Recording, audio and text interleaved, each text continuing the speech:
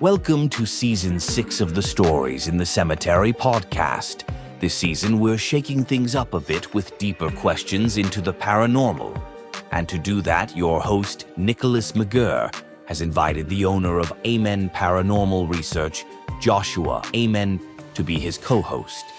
To learn more about their studies and articles, visit storiesinthecemetery.com, or you can check out the Paranormal Investigation Workbook or the Paranormal Investigator's Almanac, both available on Amazon. Stories in the Cemetery takes you ghost hunting in Charleston, South Carolina, and reveals his findings from those investigations here on the Stories in the Cemetery podcast. Let's get into today's episode with Nick and Josh.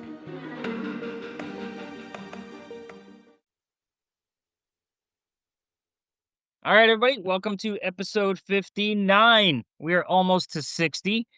This one is going to be a little bit of a special episode, a little bit different than what we normally do. And I know I say that with every damn episode. But hey, everybody, this is Nick from Stories in the Cemetery, and I have my co-host. Joshua Alman from Tales from a Ghost Hunter for the time being. For the time being, yes, we had lots of conversation about that today. But we have a very special guest with us. We have Kat, the spooky scholar, Nelson Sayers, with us. And Kat has been a phenomenal resource for the 2025 Paranormal Investigators Almanac, as she wrote one of the amazing articles that you guys have already been reading. And she is working on a title. And who knows, maybe by the time this comes out, it might actually be ready for you to purchase. It's called For the Girls and the Ghosts. So, Kat, again, I've been loving your videos. This is how we met, is through social media. And same way I met Josh was through TikTok. So why don't you give us a little bit about who you are? I know my introduction probably didn't do you any justice. So welcome, Kat. Who the hell are you? Thanks, Nick. Hey, Josh. So, well, I'm from New York, so talk fast. I'm originally from New York City and hop, skip, and a jump to Southern Virginia. I've been here for the past decade and surprisingly fell in love with it. Like my niche of study and interest and talking on the website formerly known as TikTok. My niche is all about Appalachian history and folklore, paranormal, ghost things, witchcraft, this big, like at the intersection of all these different niche topics rolled into one. And I think that's what kind of attracted me to your videos to begin with. I don't fully know how much experience you have, and I want to get into that today. But your videos through social media have been super informative, super respectful. So kudos to you. That's there's not a whole lot of us that show that kind of respect to the supernatural, paranormal type of things. Thank you, and I'm sure That's Josh will agree. appreciated. Josh and I watch a lot of other types of videos, through all social media platforms. And when we come across somebody, we always send over the link to somebody else. And I believe I sent Josh your handle through TikTok. Josh, is that correct? Is that how you heard of her? Yeah, and you know what? It's funny because I don't meet a lot of other people that are willing to do the whole like paranormal subject per se as a whole, and to have somebody like you where you're like, I'll do all of the paranormal stuff, just like I'm normally doing, is great because everybody does like I only hunt ghosts, I hunt Bigfoot, I do aliens. It's like they don't take it all as like one topic and just kind of like sporadically choose things. So I mean, I primarily ghost hunt, but I love like monsters, myths, lore.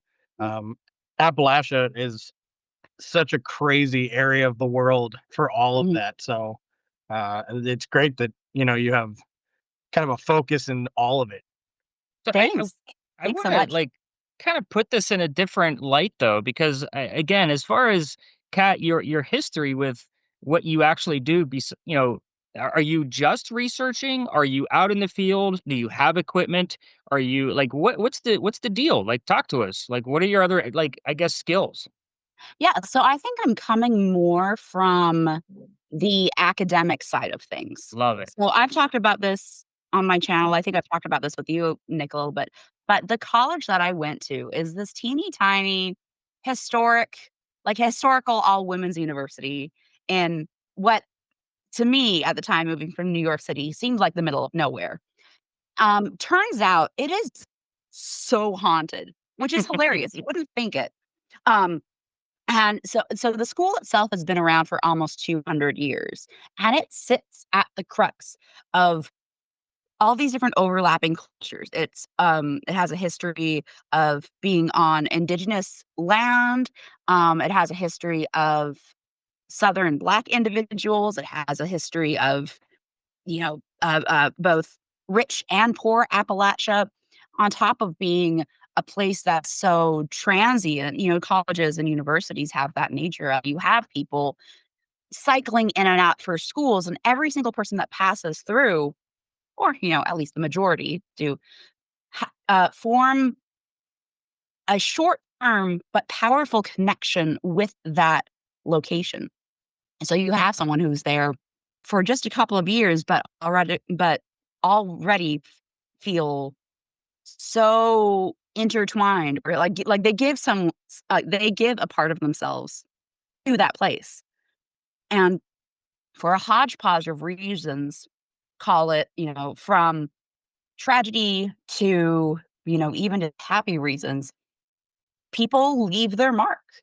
And ghosts just are either attracted to that place, or is just a place that has, excuse me, snowballed in, or I'm losing my train of thought. Sorry, my bad. Let me Yeah. let me stop you for a second. What's the name of the college? Because it Oh, it is sounds like some of the Holland. ones I've heard Yeah. about. Yeah, so it's Hollins University. So Hollins runs with Rollins, not the same as like Holland. It's not, in the Netherlands. Yeah, Hollins has been around since I think 1842 was its original date. Initially, it was kind of not quite a finishing school. I use that in like super, super heavy air quotes. But at the time, it was this almost like really dramatic change in providing almost a higher education to young women at the time in the ways that went beyond just like, here's how you be a good, wife and parent and socialite. Josh and I have Um, had this yeah, conversation. We did yeah. an episode a few episodes back where it was actually a later time. So it was even like the early 1900s. We were talking Pearl Coran was who we were discussing, who had no education. Josh, I believe you told us that she only had like a grade 9 level education. So I Correct. mean, going all the way back to 1842, and we'll just say the 1840s in general, I'm sure that the women of that time, really didn't get any proper education other than how to curtsy properly and how to, hem a dress. So for any type of education that would be towards, academia at that point would have been stellar, and so out of the norm. Mhm. And especially like if you're in like especially for lower class women, like if you're getting an education at all, it's very likely not outside the home, and you learn things that are going to be useful in everyday day life. Yes, yeah. So like having dresses, but also how like you're going to make sure that you know how to care for your future children, how to manage the farm if you're on that type of property, how to create meals for people, like all these domestic skills that maybe we kind of take for granted nowadays. But if you belong to like slightly upper class women, you might get a little bit of an education. You go into these quote unquote finishing schools where, you might read a little bit of classic literature or poetry and things like that. But even in the early days of Hollands, they were being taught like philosophy and history and composition. And so even at the time, if many of them still went on to be like, to run households and be wives and mothers, but it was more than the traditional, you know, just getting you social enough to be a good partner. Interesting. So, Josh, I Mhm. think the point I was trying to make by asking her that question is, I mean, you put a big broad brushstroke on like she gets into, the supernatural, the paranormal, myths and hauntings and all of the things. But she still has that one key component role of being a researcher to the fullest extent. So I mean, her first response to me asking her that question was, "I bring the academia Mm. to the hunt to know the ghost well enough, so that way, in the event that other investigators want to go into this space, they can use my research to know the ghost better before they even walk in."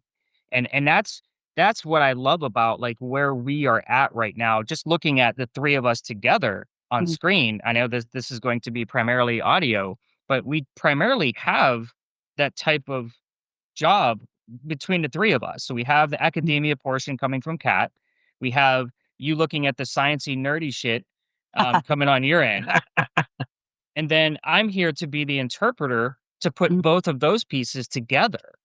And that's I think really where uh, if you this conversation to me is just going to be fascinating as we progress through it, because I'm sure like we're going to be able to correlate certain things. Oh yeah. Um, so, Kat, on your end, have you been through an investigation with any said team? Have you used instruments? Do you have any type of understanding of the scientific nerdy shit that Josh understands? I have less of a of an understanding of the scientific nerdy shit. I haven't been on a proper ghost investigation. I've done more of the, as I call the woo-woo side, Sure. spiritualists coming in with people who have psychic abilities or using divinatory tools, but not the scientific nerdy stuff. The most scientific I could get is an understanding of like the sociology of ghost hunters, paranormal investigators, and people with spiritual beliefs themselves. So my fascination has always been with people and their dynamics with people and how people tell stories and interact with each other, how these legends are created, how they're disseminated. So that as much so the sciencey portion for me is about the social sciences rather than the technical side. Interesting. And I think where my fascination comes into play is I love to tie them together. Mhm. So because I understand, and not probably to the capacity that Josh understands the way the tech works, but I know enough of it to see patterns and to Mm. see interpretations of like this happened with this, and we got this type of communication. We had these key words come up. What does that all mean together as a whole? And I think that's why Josh and I work so well together, is because we can bounce things off of each other, either via email, text, obviously video, and say, "Hey, can you check this out? I'm not really sure what the interpretation of this is yet, but can you tell me why this particular device did this thing?" And then he'll get Mm. back to me and say, "Well, it could have been this possibility." I'm like, "Nope, that's ruled out because I know the space," or vice versa. And he does the same Mhm. thing back to me. I'm like, "Hey, we had this communication. What do you think that could mean?" And I'll help him narrow things down to where might be able to understand his ghost better from almost like your perspective of like, "Hey, man, Aw. we might be able to break this down a little bit further." But so let's get into the almanac piece that you wrote. Mhm. Josh, have you had a chance? I know like this is being recorded way in advance, and I know I forwarded it out, but did you get a chance to read Kat's article? You know what? I did read a little bit of what she wrote down, and a lot of it I found really, really interesting. It's been a minute since I read through it, um, but You can admit you skimmed it, it's fine. I I won't take actually offense.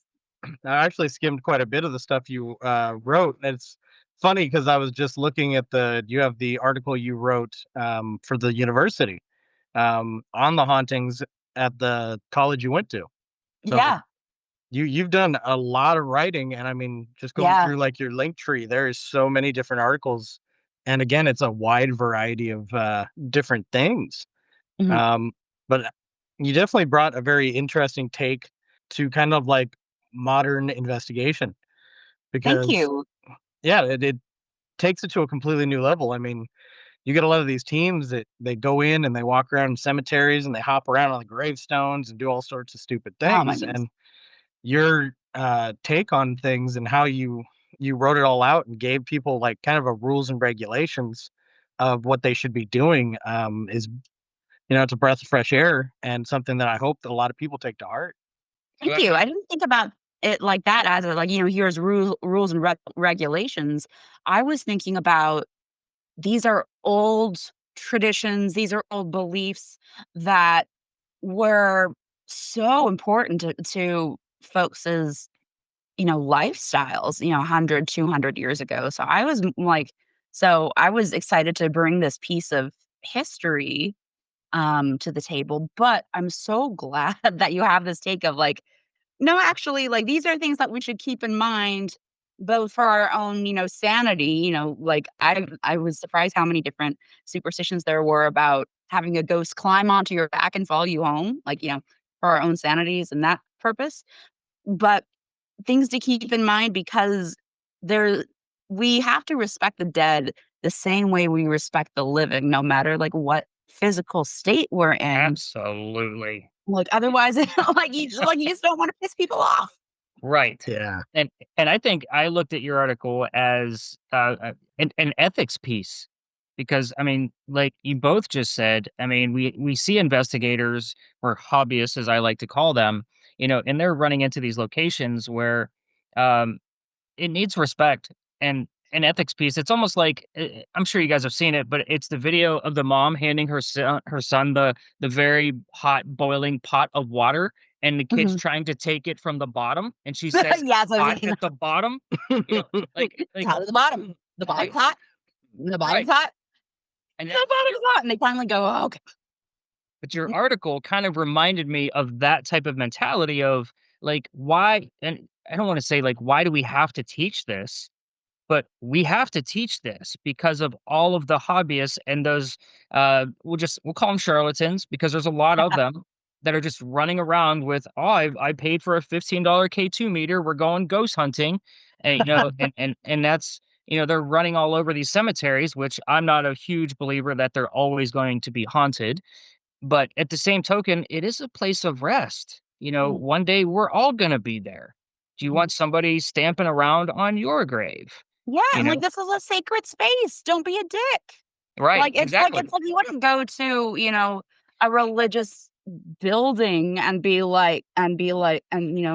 start cussing or starting fires. You wouldn't go to a courthouse and start, like, you know, swiping, like, throwing a knife around. It's just about, Right. like, you have to have like, if you have enough free will and agency to venture into a space, whether or not you understand what you're doing or not, you should have enough free will and agency to understand that this is a very particular, almost protected space. And that's protected is a great term. I live in the holy city. And the Mhm. reason why it is called the holy city is because our skyline looks like a bunch of church steeples. Huh. There's actually a law here that buildings in downtown Charleston cannot be higher than our tallest steeple. Huh. Um, so that way the skyline always looks like church steeples. And that means that I pass off, a lot of graveyards at a lot of cemeteries every night during my tours. I mean, there's a lot of them. And it's sad to see where there's a, broken piece of headstone leaning against the wrought iron gate because somebody Mhm. decided to go by and kick this 250-year-old headstone for shits and giggles. And Mhm. I see it probably more often than I want to, but it happens all the time. There's a reason why these cemeteries and graveyards are on lockdown after 5 p.m. Mhm. Um, but again, I mean, bringing your article back into, the focus here, it was really nice to see like somebody's doing the bottom of the pan is hot type of shit, like, and bringing that into this almanac because of what the almanac stands for. The almanac stands for paranormal research and know your shit, and bringing you onto this writing team. First off, I can't thank you enough. Um, Who? Yay. for sticking to your guns. As you both know, I invited quite a few people that I knew and had the talent, and I was hoping the time to be able to provide us with a lot more articles. But again, I mean, two out of the three people that wrote articles are in this in a room right now. So, um, can't thank you, enough, both of you. But bringing yours to light, it's a. Josh said, breath of fresh air, and I like how it broke up the almanac. Josh brought a very sciencey tech world into it, and Carl's article, Psychic Medium Carl, brought an origin story of how to recognize and not be a charlatan of any abilities that people have. Of course, I wrote everything in between all of your guys' very large articles, but at the same time, there's 3 different voices there, and that's what I loved about this so much was that tech side. You have a historical, don't touch the bottom of the pot is hot, and then you have an origin story, and then I bring in all of the things that I would think would be common knowledge, but then I realize it's not common knowledge among paranormal investigators. Like, what is the Estes method? What can you do with it? But your article, again, was phenomenal. So for listeners, if you haven't picked up the 2025 Paranormal Investigators Almanac yet, it is available on Amazon. That'll be the only plug that I have for this. But if you wanted to find it, just type in 2025 Paranormal Investigators Almanac, not affiliated with anything else, called Paranormal Almanac. So I will say that every single time that I, do any kind of plug on the book. But again, Kat, let's get into a little bit more of how long have you been researching anything paranormal, supernatural, anything that I would call the darker side of things? How long have you been doing this? I think feel like I really started probably like seriously in the weeds after graduating from college.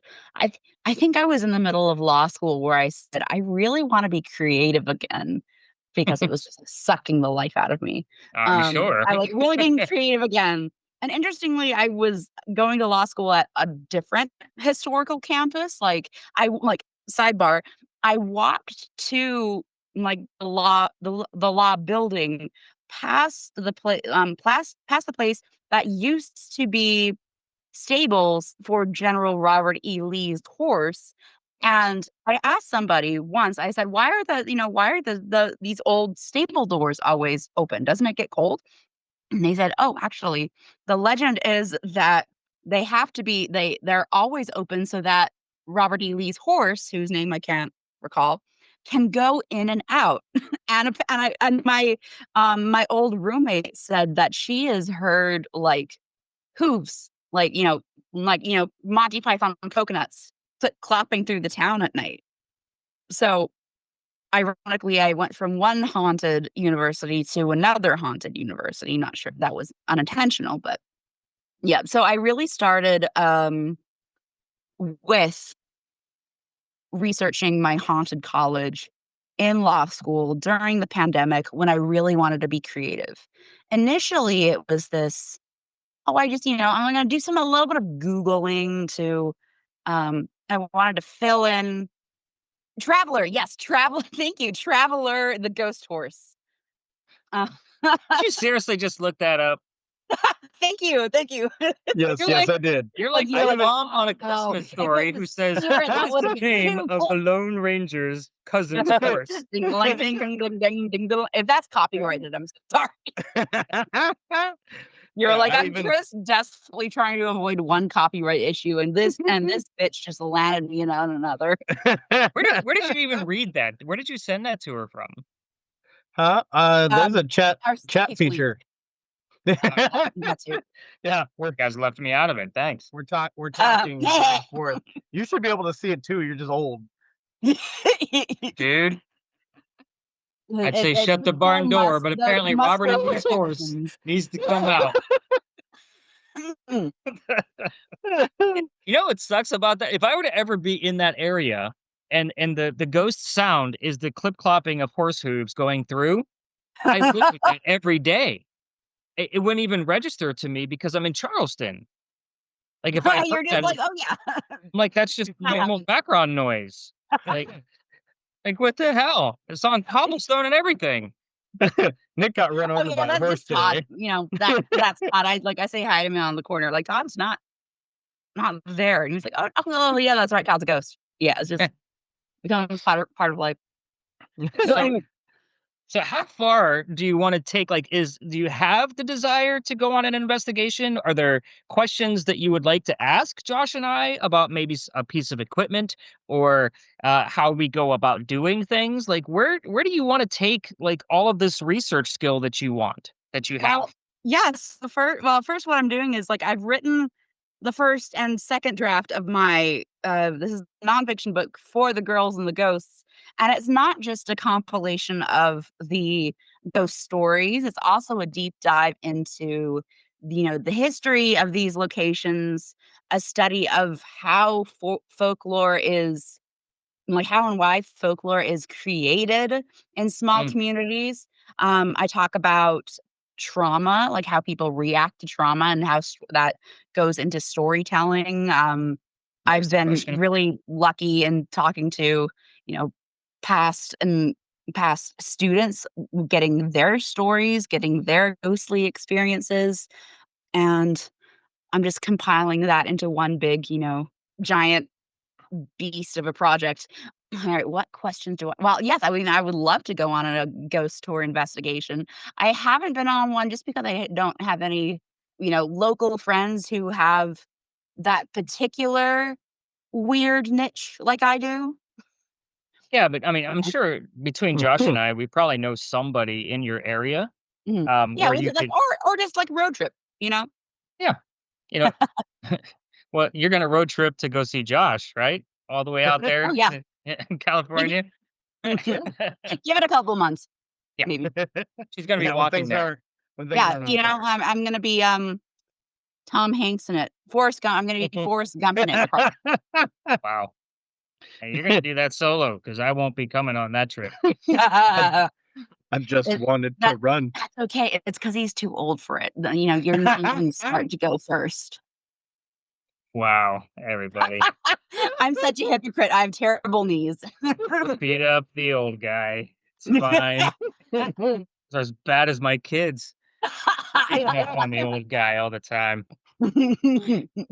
So, as far as I know, you've seen TV shows and all of the things, and I'm sure, like right now, I picture like the investigative team, and you are the person where the team lead says, "All right, Kat, go off to the library, go talk to the people, and get us the information we need." And that's the role that I would, obviously would want to put you in, but you still need that basic gist of like some of the equipment, Yeah, and the patience and the waiting and the waiting and the waiting for all of the shit to happen if anything's going to happen at all. Because we've been on investigations where nothing's happened just mhm, because it wasn't a raised emotion date mhm. for that particular ghost. So, what pieces of equipment do you find the most fascinating that you would love to see in action? I have seen just videos of people using the Estes method. I find that's really, really interesting to me. They're like, pieces of technology, like, I don't quite understand the radio frequency. I hate to use the word shenanigans. I don't quite understand the technical aspect of using radio signals, but I find it really interesting how how you're asking a person to self-isolate, to limit some of their senses in order to access clear messages with as little interference as possible. Josh, you want to go into this? It's funny because that's probably one of the pieces of equipment that's more like Nick's niche as far as like equipment. He uses three different types of spirit boxes, but I'll let him kind of delve into the equipment piece of it. But the science part of it, so electromagnetic radiation starts down at things like microwaves and radio waves and Mhm, works its way up through like electromagnetic, IR, UV, gamma. So all of this is all on the same spectrum and technically can all interact because of it. So, like my running theory is that a spirit is a bubble of electromagnetic radiation.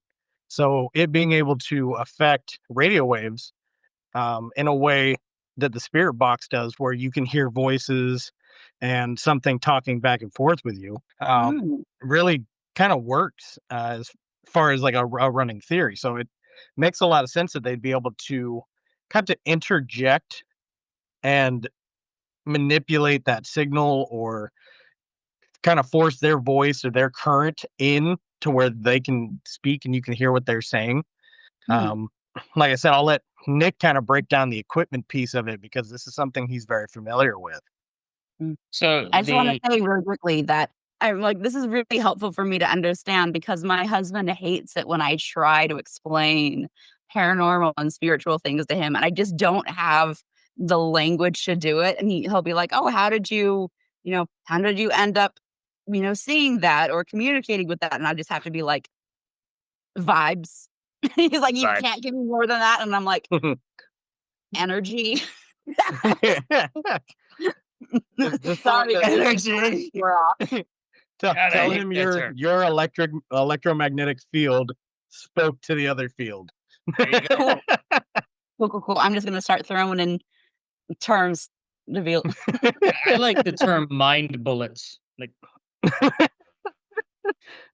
This shots you mind bullets your way. yep. my mind bullets. So That's how we talked about the horse name. Yeah. Mind bullets. mind bullets. Yeah. There's another Lone Ranger joke in there somewhere. And if I start remembering the episodes from when I was a child, because I'm the old guy, and I remember all the Lone Ranger stuff, I'll start spewing it out. How have we not made a Ghost Rider joke? We've been so focused on the Lone Ranger. How come Ghost Rider hasn't gotten in there? Shaming of ourselves. And I was gonna wear my Ghost Rider shirt today. So it's kind of funny that you mentioned that. That's available on tpublic.com under Stories in the Yeah. Cemetery, everybody. Quick plug. Back to the spirit box piece and how this is how I explain, because you have to remember I get muggles every night that don't do this shit every day.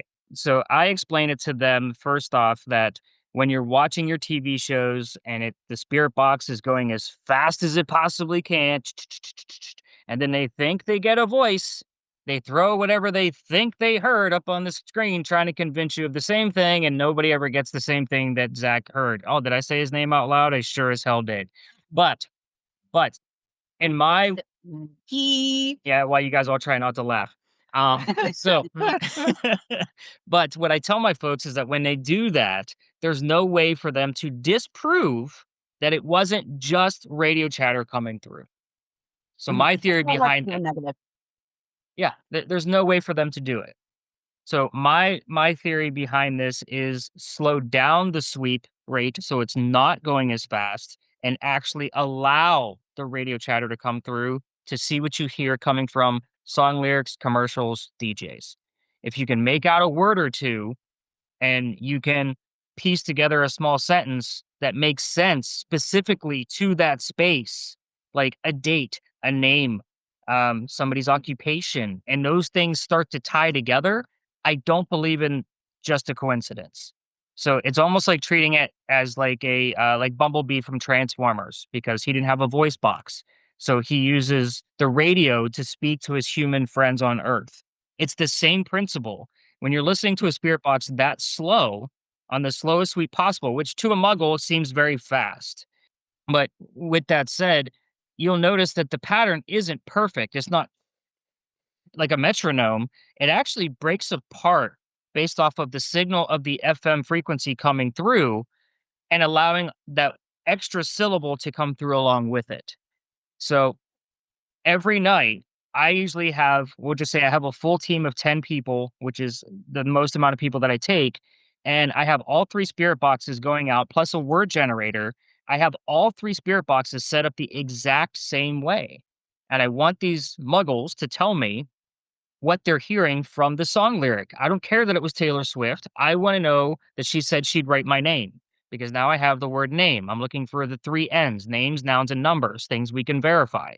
So, in Josh's respect of learning the science piece of it, now you know how we listen to it on our end of things, at least from Stories in a Cemetery standpoint. And it's something that I've been preaching for years at this point. And the one spirit box actually records. So I bring it back here to the office and I spot check it. And I'm looking for more names, nouns, and numbers to put in their report because something might have matched up to a ghost they may have brought with them from a long lost loved one. So I tell them to keep all of that to themselves, so I'm not biased towards looking towards it. But that's how I specifically listen to a spirit box. Now I can listen to a spirit box at any speed and still get extra things. I tend to keep it right in the middle for myself, but I always have one running slow just in case when I'm doing an actual investigation. So the one I'll use in real time is about mid speed, but the one recording I usually put it on a slower speed and I run with that that way when I review the evidence. I can go through and see if anything matched up to what I heard in real time from the other spirit box because the Oh, communication is not always going to come from one. that's cool to know that you have different speeds going on, so, like super fast, regular, slow, as a way to like check yourself. Oh yeah, You it's want to make sure always that you're check the covering checker. all of your bases. Right. And even the word generator, you'll notice because it does work off of radio frequencies as well, that a word that was heard. I'll give you a perfect example. So, one specific space, I was using a reverse spirit box, which is an app that I found that actually it's weird, but it just basically sounds like gobbledygook. And it just picture a record being played backwards. Right. So, Yeah. super weird. And then I'm the one listening to it, and I hear, that was the phrase. Um, baked beans for breakfast was the phrase that I heard. I'm like, that is just flipping weird. Like, so I was like, that I don't even know what the hell that means. So I go to the other word list and the word tea is on there, like drinking tea. I'm like, okay, I don't know what any of this shit means. And then my team that I had, the muggles, they were like, oh yeah, we're talking about a woman from England. Baked beans would have been a thing for breakfast. And that's something I didn't know. Oh, yeah, beans on toast. Yeah, so I don't know this shit, I don't live over there. So I didn't do the research apparently. But when I got back Damn to it, the Nick. office, I listened to the other spirit box, um, the recording, and the phrase "I'll make you" at the same timestamp showed up. So I'll make you baked beans for breakfast and tea, all coming from a space that was from an English woman that lived here. So that should show you some of the correlation that on how we look at things to kind of piece things together. And on that note, we're going to take a quick sponsor break. Hey, bearded ghost hunters! Are you taking care of your beard with all natural products? The Magnanimous Beard Superstore has everything you need from beard oils, shampoos, beard butter, beard balm, and so much more. You can have any of their products scented with one of their amazing 45 cents. Head over to www.yourbeardsuperstore.com and use code GHOST at checkout to receive $5 off your order. Both Nick and Josh use these products daily, and our beards look and feel great and smell great too. Head over to yourbeardsuperstore.com and use code GHOST for your discount on these magnanimous products. You won't be disappointed. If you have a white or silver beard, they even have specialized products that will help keep the coloring of your beard. Use code GHOST at yourbeardsuperstore.com. This ad is Zeus approved.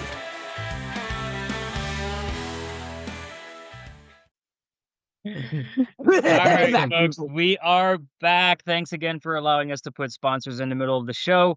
We're just going to continue on this conversation with Kat, the spooky scholar.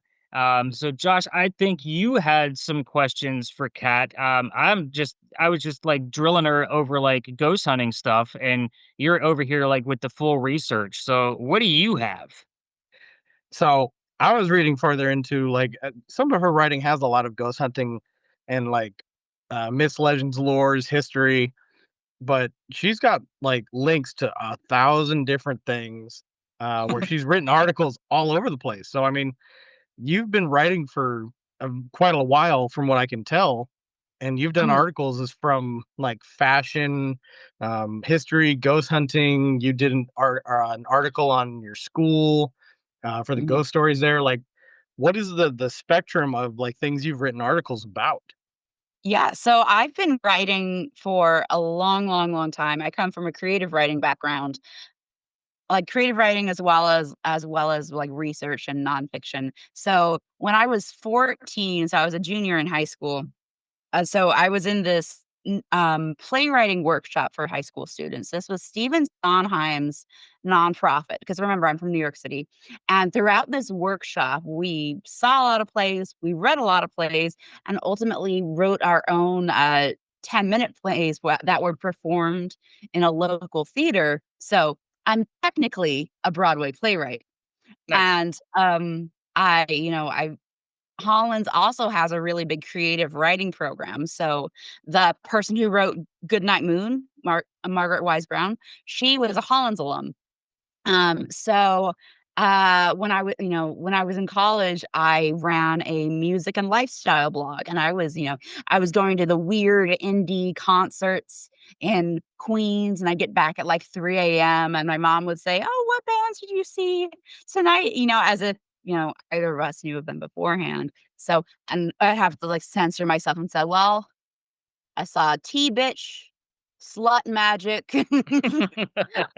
um, and yes, because initially I wanted to be an entertainment attorney. I wanted to go to concerts and plays and musicals and take my clients to lunch. So I was around lots and lots of creative people, but not necessarily a performer myself. So I was always telling stories and reading, and eventually wanted to just share the cool creative things that all these other people were doing, using a platform that, you know, where I could curate stuff. And then I also got to I had guest spots in different places. I went to Van's Warped Tour, and got to Say that like it interview was so long ago. I've been to plenty of Van Warped tours. Margaret. It's like done as really like yeah. But like because I like feel like I've done a lot of side questing. That's how I put it. Like these are all things that I've been interested in, and I just like cool stuff. I like talking to people that do cool stuff and learning about what other people are passionate about.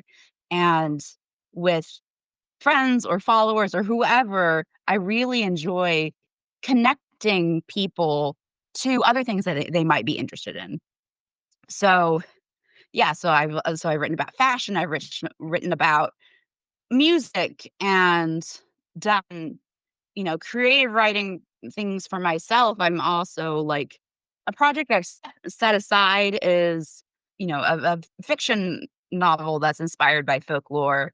And I recently had a couple of pieces of poetry published just in like, we're in January now. So I just had it published a couple of weeks ago in December, which Nice, is congrats. cool. Thank you. Very, very like, hooray, that's a nice thing. Yeah. So I've always been just a creative person, either consuming it, creating it, or just like cheering on the people in my circle that are doing interesting creative things. So it sounds like you've mixed a lot of your, I guess, niches of interest together. And I Yeah. think that's what I really love. And it's just so funny because back in my day, you remind me of a much younger version of Nick and how I got started in my writing career. Because Mhm. Josh, I don't know if you knew this, but all of my fiction work was supposed to be all themed with a different type of music. And Mm. my goal was to have the first novel, standalone novel, not a movie adaptation, that actually had a soundtrack to it. And that was Ooh. that was a big goal of mine. Obviously, it never happened because it's ridiculous. But it's a great idea. But it just kind of evolved because I was always into so much the darker things. I was reading, a lot of Saul and Stephen Mhm. King, but of course I had the classic lit background as well, coming from my family. And then when I went to college, finally, that's where all of my classic literature, love came from. But again, mixing the genres together, that's what I think I love so much about Stories in a Cemetery is because this all stems from writing. Oh Uh, yeah. I mean, it's all writing for me, and that's how I kind of incorporated my ghost hunting ability, is in storytelling. And if I can ghost hunt and storytell, well, that equals a tour in Charleston, South Carolina. Mhm. So that's kind of how this all blended together to become what it actually is today. So Josh, I'm sorry, I stole your limelight yet again. So, what other questions did you have about her writing, or was there something specific that you wanted to ask about something that she wrote? I think it comes with age, we talk more and more as we get older. Yeah, yeah, yeah. One day I'll grow a beard like yours too, then I know I'll have made it. And then you can use our sponsored products of Magnanimous Beard Oil. Beautiful. And it'll make her magnanimous. It will. Era approved. um, I was actually, I wanted to circle back to, you did an article, Appalachia. So you talked a little bit about it earlier, and we're saying like the folklore and all that stuff. So I'm assuming you know quite a bit about cryptids then.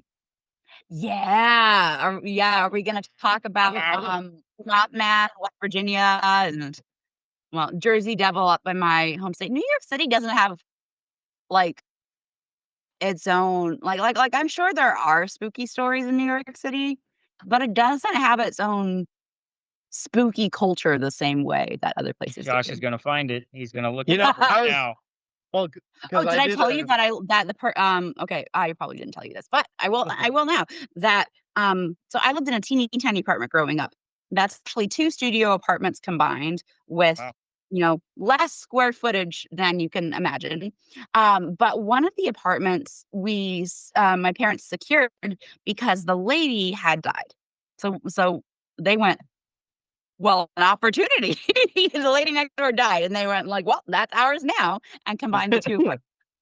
Oh wow. And it's surprisingly not haunted. I guess she must have like left her blessing or something. So we never had anything creepy happen in that Wow. space. I'm going to just throw my 2 cents on why New York Sure. might not be haunted. If I lived in New York, no offense against your home state or anything, but that's the last place I think I would want to stay. Well, I don't come to your hometown and talk shit about it. So You could, because I don't like my hometown. There's a reason why I don't live there anymore. yeah, people always get this attitude of like feeling like, and of course I take it in stride of this attitude of being like, since you're from such this big city, it must not be, personal to you. Like, I get it. I know big cities aren't for everybody. But all of New York is my backyard, and people get this attitude of like feeling like they can, talk shit about where I'm from just because it seems so impersonal. But I say, like, I don't come to your hometown and be like, oh, look at that one stoplight you got. Like, Yeah, but I mean, I could see where New York, like, it would be a passion if you grew up there. Like, if that's what you knew growing up, I could see like that lifestyle, like being part of who you are and feeling like the millions of people walking around are people you see all the time. Like, Yeah. so, I mean, I can totally get it, but there is really a reason why I don't live in my hometown anymore. Like, it's a piece of shit. But go ahead, Josh. Did you find a cryptid in New York? I'm sure you did. So oh, it's, good. Hit me. So the ones because I did a series, and I'm still working on it, and it was called Cryptid States. So I would do like a different state every time and talk about like all of the cryptids in that area. I might need to do a New York one and just have you do it with me at this point. There you go. And what I'll do is I'll start listing random, like randos to be like, oh yeah, the guy that would walk around Union Square with the cat on its head, Nice. cat on his head, that guy's a cryptid. Oh yeah, the wizard wearing tennis shoes near the pheasant fountain, he's a cryptid. Is he bipedal? It's Dumbledore. Watch it about Dumbledore. That's my great great grandpa. Vice versa. Gandalf, is that you? I'm getting there.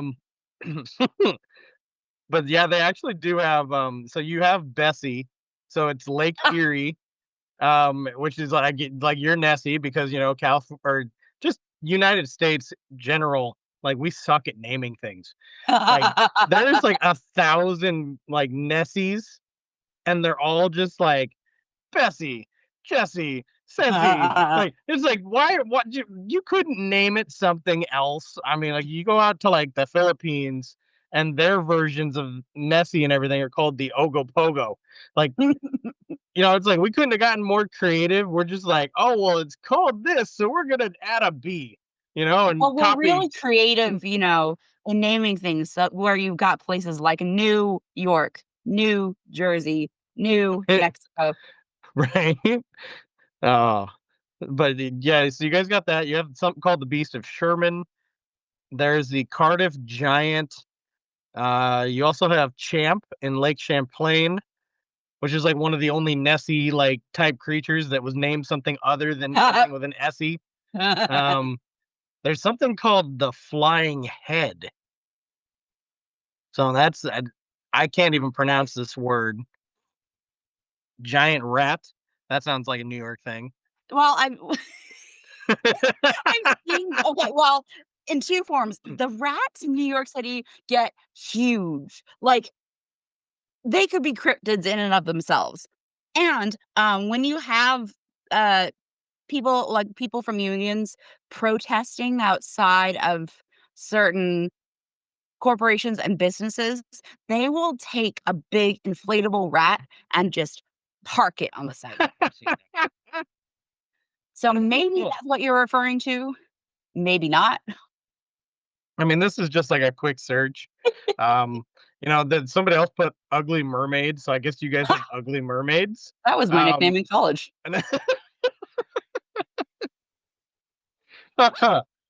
Shaming people is bad, people. What if Listeners. it's shaming? I think I've heard that ugly mermaid before.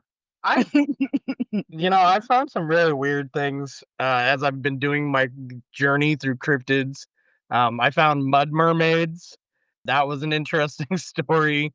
Some of these are like one-off, one story, been seen one time, like one report. So I'm sure some of these are that. And then of course, New York is, famous for sewer gators. That was their big cryptid. Yeah. So that's the New York big cryptid is sewer gators.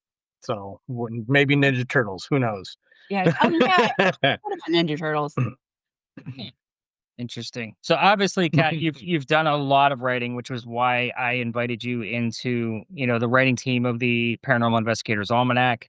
Obviously, I wanted to bring you on to, let people hear the voice, maybe see the face if this goes to video, of that writer, and really get to know who is behind, the writings of these things. Because my writing voice isn't the same as the way I interact here on the podcast or with my guests. My writing voice is completely different, and Josh, I think you can attest to that. Like, you've read some of my work.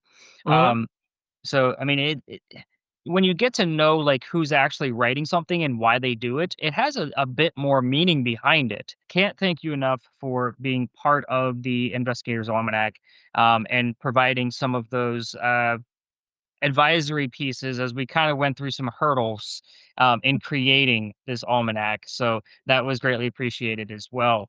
But with that, I mean, we are creeping up on an hour right now. Obviously, with some edits, we're probably running around 56 to 57 minutes.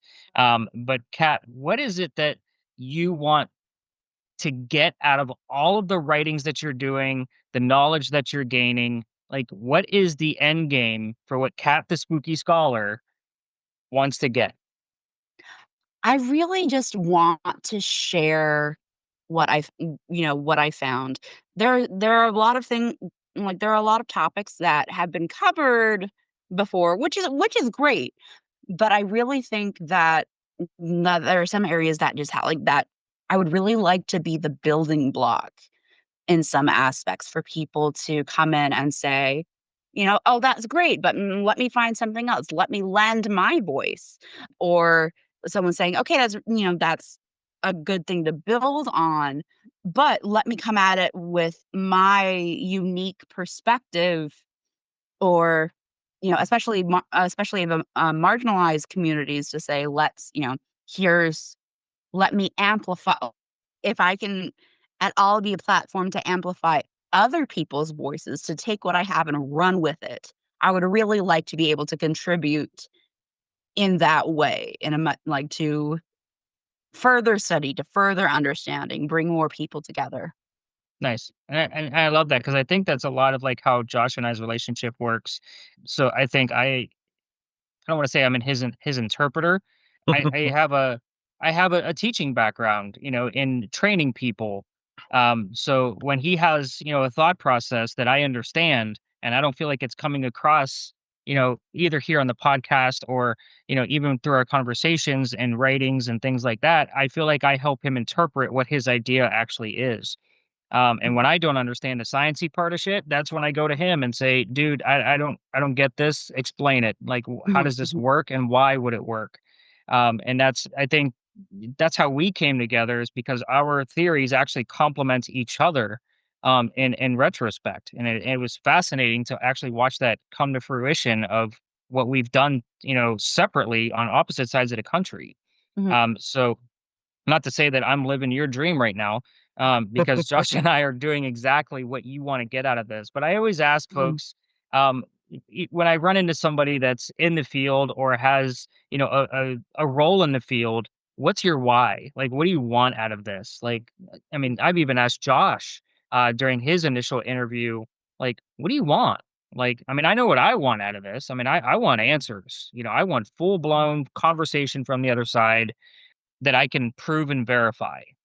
And actually, I don't want to say show the world, but I want enough to where I have recordings enough where I can show I had a full blown conversation, which is probably where your fascination with the Estes method comes into play mhm, of like how that actually works. Cause that's what the hope and gain is out of it is to have a much better conversation other than, context clues being dropped through spirit boxes throughout the investigation. The hope is that you have a full blown conversation. So mhm. Josh, any final questions for Kat before we get a full wrap up and let her tell everybody where to find her? uh, no, you know what? I think that all it goes really well together. I would be glad to have Kat jump in and do one of my Cryptid States episodes at one point. I'd also love to get down to Virginia. I would gladly take you ghost hunting. I think it'd Hell be a lot yeah. of fun to. I think it'd be a lot of fun because, like Nick said, you are the research side of things that most of us really need. Yeah. Because like I'm horrible at the research side of things. I try, like I try really hard to do it. Nick knows I have a hard time sitting still and like doing the research and doing this work. And Mm, like if I make it big, I'm hiring Nick as my publicist because I yeah. I need like the guidance. It's not my thing. I can't do all the little menial work. It's Mhm, it's hard for me. But no, I'm super interested in all the stuff you've been doing.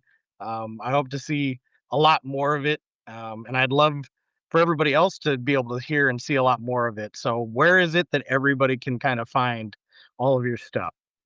All right. Well, I'm going to be at Juniper Sayers, JUNIPERSAYERS. If you're on video, you can see me finger spelling that. Um, well, we'll see if TikTok is still around by the time this gets live. I'm I will be on YouTube more doing like more long form videos. I'm at Blue Sky. I'm on Instagram. What the hell is Uh, Blue Sky? I've never heard of this. oh yeah, it's kind of like I said, it was like the neo Twitter. Basically, like Neo it's Twitter. it's the people who were tired of the the website formerly known as Twitter and migrated to the new space. So I there's a thought lot of Threads was taken over for stuff like that. Are you? yeah, That's not the. That's another one. Threads. yeah, That, I haven't made the jump to Threads yet. that Basically, that's a wherever, meta.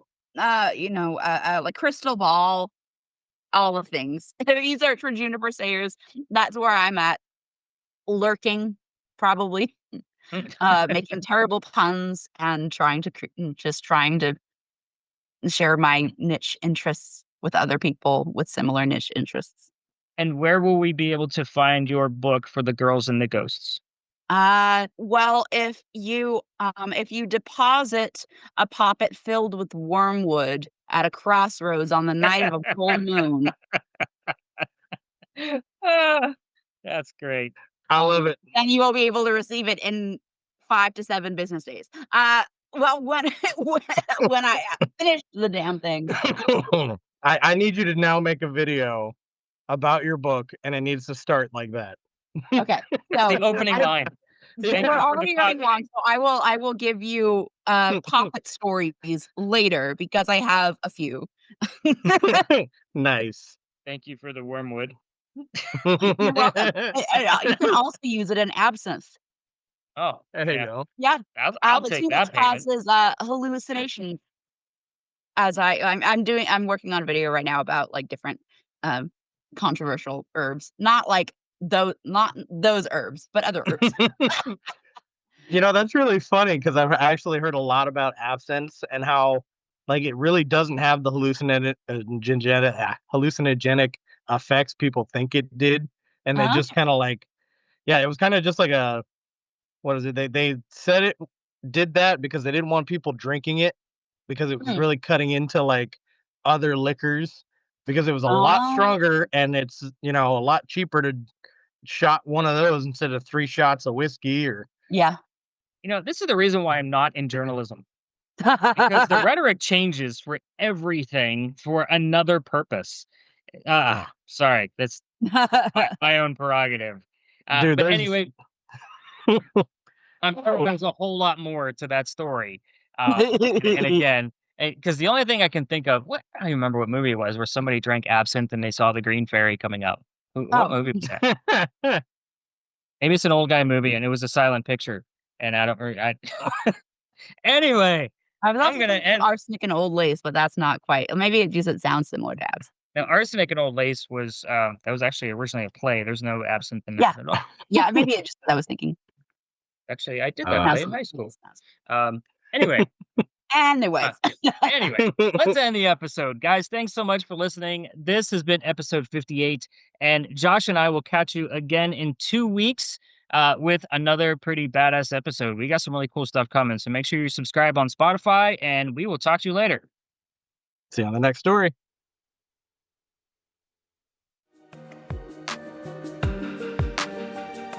Thanks for listening to this episode of the Stories in the Cemetery podcast. You can follow your host, Nicholas McGurr, on most social media platforms under the name Stories in the Cemetery. If you'd like to follow co-host Joshua Amen, you'll find him under the name Amen Paranormal Research. Be sure to check out the show notes for any links to specific articles written by your hosts and all the references used to create this episode. Happy hunting. We'll see you on the next episode of the Stories in the Cemetery podcast.